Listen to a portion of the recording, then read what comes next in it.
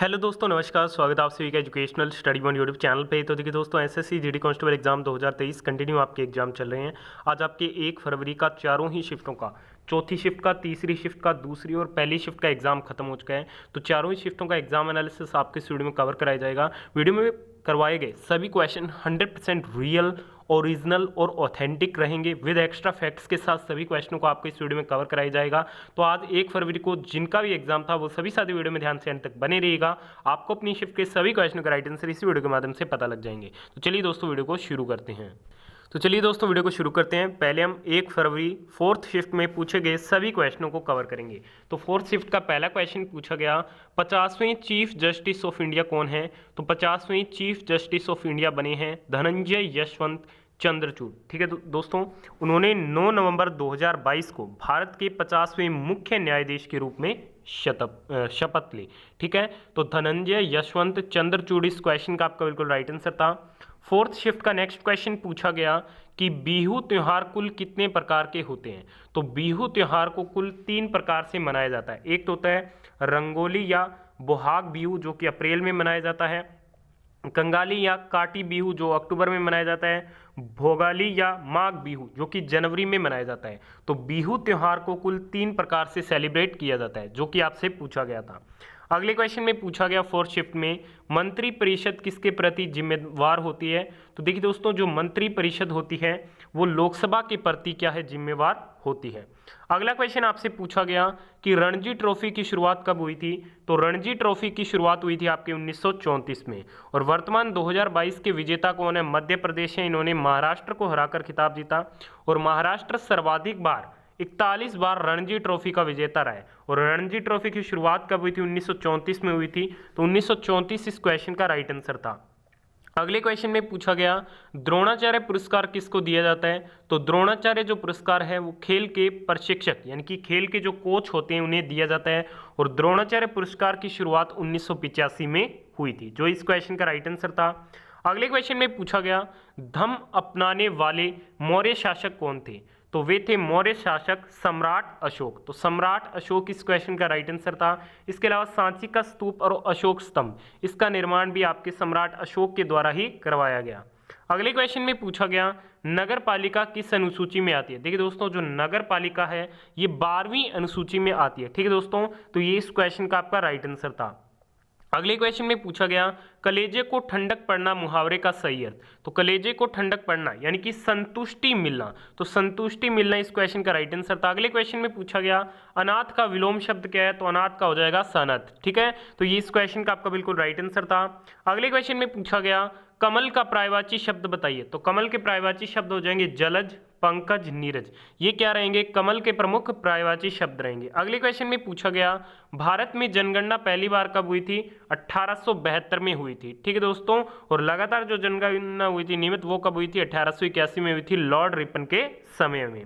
अगले क्वेश्चन में आपसे पूछा गया फोर्थ शिफ्ट में, भारत में गरीबी का आंकलन कौन करता है? तो देखिए दोस्तों, गरीबी का अनुमान भारतीय नीति आयोग की टास्क फोर्स द्वारा सांख्यिकीय और कार्यक्रम कार्यान्वयन मंत्रालय के तहत राष्ट्रीय नमूना सर्वेक्षण कार्यालय द्वारा तय की गई डेटा के आधार पर गरीबी रेखा के गणना के माध्यम से किया जाता है। ठीक है दोस्तों, तो ये इस क्वेश्चन का आपका राइट आंसर था। अगले क्वेश्चन में पूछा गया, राधा रेड्डी का संबंध किस नृत्य से है? तो राधा रेड्डी का जो संबंध है वो आपके कुचिपुड़ी नृत्य से है।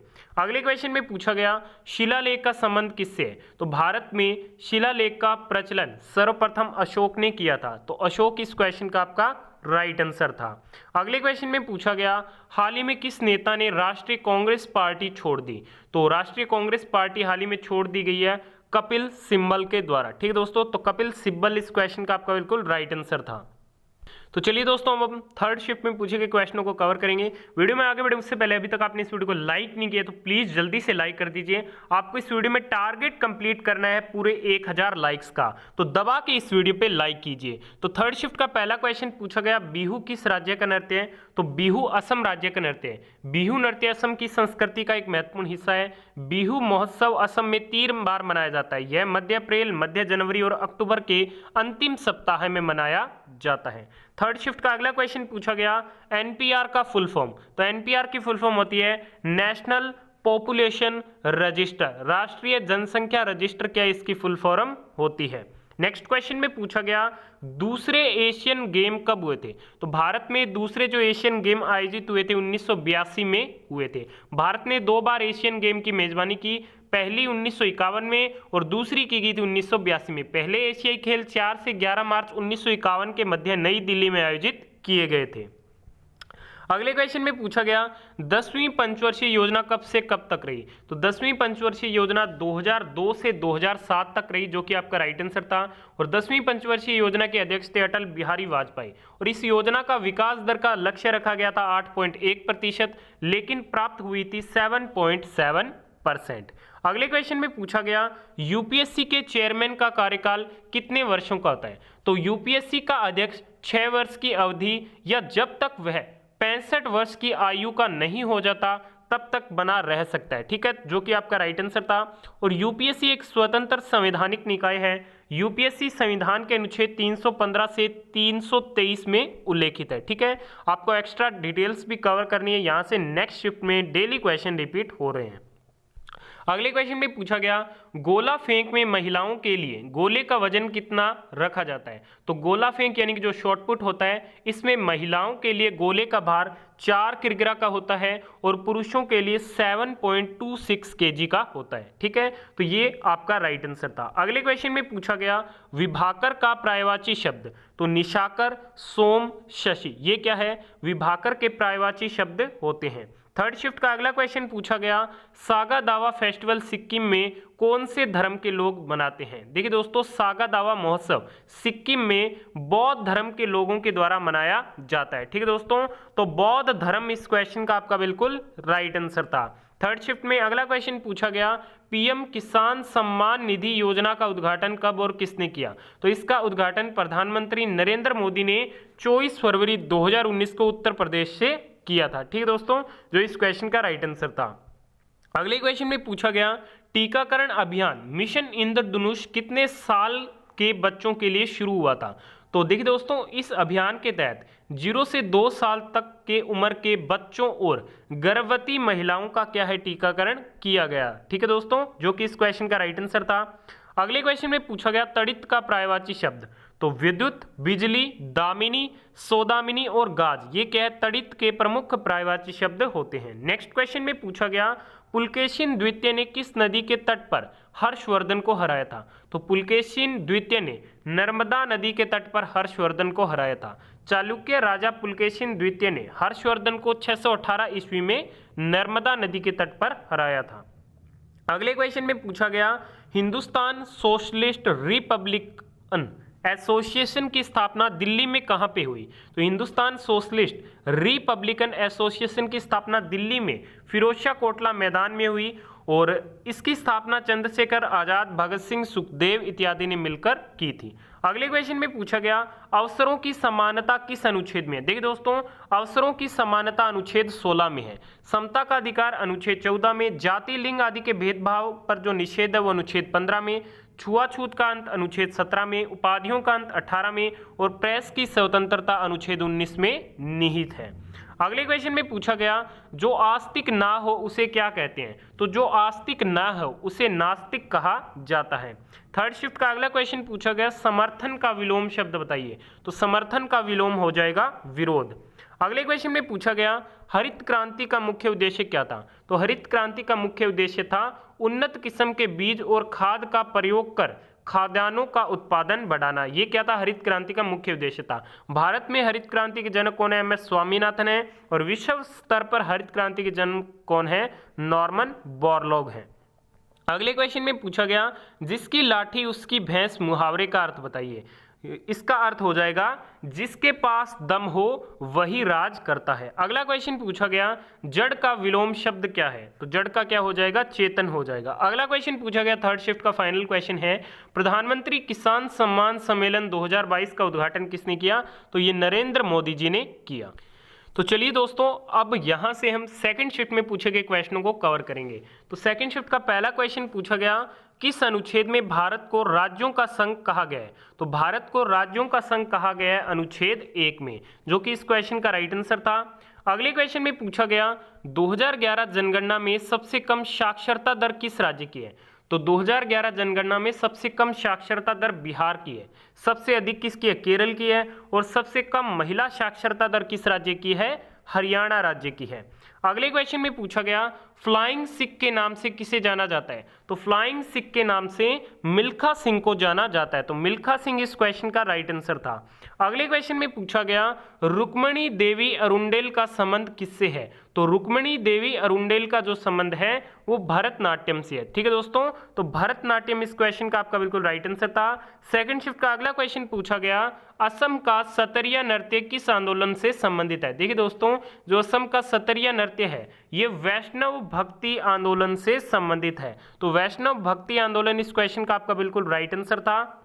नेक्स्ट क्वेश्चन में पूछा गया कौशल विकास योजना किस मंत्रालय के अंतर्गत आती है? देखिए दोस्तों, जो कौशल विकास योजना है ये कौशल विकास और उद्यमिता मंत्रालय के अंतर्गत आती है। और इसकी शुरुआत कब हुई थी? तो इसकी शुरुआत वर्ष 2015 में हुई थी। अगले क्वेश्चन में पूछा गया सेकंड शिफ्ट के कि हर्षवर्धन के दरबारी कवि कौन थे? तो हर्षवर्धन के दरबारी कवि कौन थे? बाण भट्ट थे। ठीक है दोस्तों, तो बाण भट्ट इस क्वेश्चन का आपका बिल्कुल राइट आंसर था। अगले क्वेश्चन में पूछा गया किरण का पर्यायवाची शब्द बताइए। तो मयूख, अंशु, रश्मि, मरीचि, प्रभा, गो, ये क्या है? किरण के प्रमुख पर्यायवाची शब्द होते हैं। सेकंड शिफ्ट का नेक्स्ट क्वेश्चन पूछा गया उधम का विलोम बताइए। तो उधम का विलोम क्या हो जाएगा? आलस्य या फिर अधम। नेक्स्ट क्वेश्चन में पूछा गया हरित क्रांति की शुरुआत भारत में किसने की? तो हरित क्रांति की शुरुआत भारत में एम.एस. स्वामीनाथन ने की। और नॉर्मन बोरलॉग विश्व में हरित क्रांति के जनक माने जाते हैं। और भारत में हरित क्रांति की शुरुआत 1965-68 में हुई थी, यानी कि 1960 के दशक से ही भारत में हरित क्रांति की शुरुआत हो गई थी। अगले क्वेश्चन में पूछा गया आकर्षण का विलोम शब्द बताइए। तो आकर्षण का विलोम शब्द क्या हो जाएगा? विकर्षण हो जाएगा। नेक्स्ट क्वेश्चन में पूछा गया पीतांबर का अर्थ क्या है? तो पीतांबर नाम का मतलब भगवान विष्णु जो एक पीले रंग की परिधान पहनता होता है। ठीक है, तो ये इस क्वेश्चन का आपका बिल्कुल राइट आंसर था। अगले क्वेश्चन में पूछा गया भारत में मानसून की शुरुआत कहाँ से होती है? तो भारत में मानसून की जो शुरुआत है वो दक्षिण पश्चिम से होती है। तो दक्षिण पश्चिम इस क्वेश्चन का आपका राइट आंसर था। अगले क्वेश्चन में पूछा गया नाइट्रोजन का अणुभार। तो नाइट्रोजन की परमाणु संख्या 7 होती है और इसका जो परमाणु भार होता है वो 14.007 होता है। अगले क्वेश्चन में पूछा गया सेकंड शिफ्ट का कि लकीर का फकीर होना मुहावरे का अर्थ बताइए। यानी कि लकीर का फकीर होना यानी कि पुरानी बातों पर चलने वाला। ठीक है दोस्तों, तो ये इस क्वेश्चन का आपका एग्जैक्ट आंसर था। अगले क्वेश्चन में पूछा गया अमृत का पर्यायवाची शब्द बताइए। तो सुधा, सोम, पीयूष, अमीय, ये क्या अमृत के प्रमुख पर्यायवाची शब्द रहेंगे। नेक्स्ट क्वेश्चन में पूछा गया इनमें से संक्रामक रोग कौन सा है? तो मलेरिया, टाइफाइड, चेचक, इन्फ्लुएंजा, ये क्या है? संक्रामक रोग के उदाहरण होते हैं। अगले क्वेश्चन में पूछा गया जनगणना 2011 बिहार का महिला साक्षरता दर कितनी थी? तो ये थी 51.5%। ठीक है, और जनगणना 2011 के अनुसार सबसे कम साक्षरता वाला राज्य कौन सा? बिहार है। और सबसे अधिक वाला कौन सा है? केरल है। अगला क्वेश्चन पूछा गया अनुच्छेद 100 का संबंध किससे है? तो अनुच्छेद 100 सदन में सीट खाली होते हुए भी कार्य का संचालन होना इससे रिलेटेड है। अनुच्छेद 101 कोई भी व्यक्ति दोनों सदनों का सदस्य नहीं होगा, इससे रिलेटेड है। अनुच्छेद 108 संसद की संयुक्त बैठक से रिलेटेड है। 110 धन विधेयक से रिलेटेड है और 112 वार्षिक वित्तीय विवरण से संबंधित है। नेक्स्ट क्वेश्चन में पूछा गया सदन के कार्यकाल के लिए गण पूर्ति का कोरम क्या है? तो सदन के कार्यकाल के लिए गण पूर्ति का जो कोरम होता है वो 1/10 होता है। ठीक है दोस्तों, तो 1/10 इस क्वेश्चन का आपका बिल्कुल राइट आंसर था। तो चलिए दोस्तों, अब हम फर्स्ट शिफ्ट में पूछे गए क्वेश्चनों को कवर करेंगे। फर्स्ट शिफ्ट का पहला क्वेश्चन पूछा गया अनुच्छेद 22 का संबंध किससे है? तो अनुच्छेद 22 का संबंध सजा आदि मामलों के छूट से है। ठीक है, बिना कारण हिरासत में नहीं रखा जा सकता, ये इससे रिलेटेड है। अनुच्छेद 23 बालात श्रम पर रोक से संबंधित है। ठीक है, 24 बाल श्रम पर रोक से संबंधित है और अनुच्छेद 25 से 28 धार्मिक स्वतंत्रता से रिलेटेड है और अनुच्छेद 32 संवैधानिक उपचारों के अधिकार से रिलेटेड है। अगला क्वेश्चन पूछा गया जुलाई 2022 में भारत के नए राष्ट्रपति कौन बने हैं? तो आप सभी को पता होगा द्रौपदी मुर्मू जी बनी हैं। इन्होंने 25 जुलाई 2022 को राष्ट्रपति का पदभार ग्रहण किया है। अगले क्वेश्चन में पूछा गया भागीरथी और अलकनंदा नदी कहाँ पे मिलती है? तो ये देवप्रयाग में मिलती है। देवप्रयाग में अलकनंदा और भागीरथी की पवित्र धाराएं मिलती हैं। उसके बाद इस नदी को गंगा कहा जाता है। ठीक है, तो देवप्रयाग इस क्वेश्चन का राइट आंसर था। अगले क्वेश्चन में पूछा गया 22 गज का मैदान किस खेल से संबंधित है? तो देखिए दोस्तों 22 गज का जो मैदान है वो क्रिकेट के खेल से संबंधित है, क्योंकि क्रिकेट की पिच की लंबाई कितनी होती है? 22 गज ही होती है। ठीक है दोस्तों, जो कि आपका राइट आंसर था। अगले क्वेश्चन में पूछा गया भारत के नए सीडीएस किसे नियुक्त किया गया है? तो देखिए दोस्तों भारत के जो नए सीडीएस बने हैं चीफ डिफेंस ऑफ स्टाफ, वो बने हैं लेफ्टिनेंट जनरल अनिल चौहान। तो अनिल चौहान इस क्वेश्चन का राइट आंसर था। अगले क्वेश्चन में पूछा गया गणगौर नृत्य किस राज्य से संबंधित है? तो गणगौर नृत्य आपके राजस्थान राज्य से संबंधित है। अगले क्वेश्चन में पूछा गया कैल्शियम कार्बोनेट का रासायनिक सूत्र। तो CaCO3 ये क्या है? कैल्शियम कार्बोनेट का रासायनिक सूत्र होता है। कैल्शियम कार्बोनेट मुख्य रूप से चट्टानों और चूना पत्थर संगमरमर आदि में क्या है? मिलता है। अगले क्वेश्चन में पूछा गया फर्स्ट शिफ्ट में कि निम्नलिखित में से कौन सा अप्रत्यक्ष कर है? तो बिक्री कर, सेवा कर, ये क्या है? अप्रत्यक्ष कर के प्रमुख उदाहरण है। अगले क्वेश्चन में पूछा गया पैरालंपिक 2020 में सबसे ज्यादा पदक किस देश ने जीते? तो पैरालंपिक खेल 2020 में सबसे ज्यादा पदक चीन ने जीते। चीन ने इसमें टोटल 207 मेडल जीते थे। अगले क्वेश्चन में पूछा गया माता का पर्यायवाची शब्द। तो जननी, महतारी, ये क्या है? माता के प्रमुख दो पर्यायवाची शब्द होते हैं। फर्स्ट शिफ्ट का अगला क्वेश्चन पूछा गया आग में घी डालना मुहावरे का अर्थ, यानी कि आग में घी डालना यानी कि क्रोध भड़काना। ठीक है दोस्तों, जो कि आपका राइट आंसर था। अगले क्वेश्चन में पूछा गया बिजली का पर्यायवाची शब्द बताइए। तो दामिनी, चंचला, क्षणप्रभा, ये क्या है? बिजली के प्रमुख पर्यायवाची शब्द होते हैं। नेक्स्ट क्वेश्चन में पूछा गया ग्रीष्मकालीन ओलंपिक 2020 में सबसे ज्यादा स्वर्ण पदक किसने जीते? तो ग्रीष्मकालीन ओलंपिक 2020 में सबसे ज्यादा जो स्वर्ण पदक जीते वो संयुक्त राज्य अमेरिका देश ने जीते। ठीक है, जो कि इस क्वेश्चन का राइट आंसर था। अगले क्वेश्चन में पूछा गया अर्थशास्त्र के लेखक कौन हैं? तो विष्णुगुप्त कह लीजिए, चाणक्य कह लीजिए या फिर कौटिल्य कह लीजिए, ये क्या अर्थशास्त्र के जनक रहेंगे। इसके अलावा इंडिका के कौन है? मेगास्थनीज, इब्न बतूता रहला के हैं और नेचुरल हिस्ट्री के कौन है? पालिनी है। ठीक है, तो ये बात आपको ध्यान में रखनी है। अगले क्वेश्चन में पूछा गया प्रचंड बेरोजगारी कहाँ पे पाई जाती है?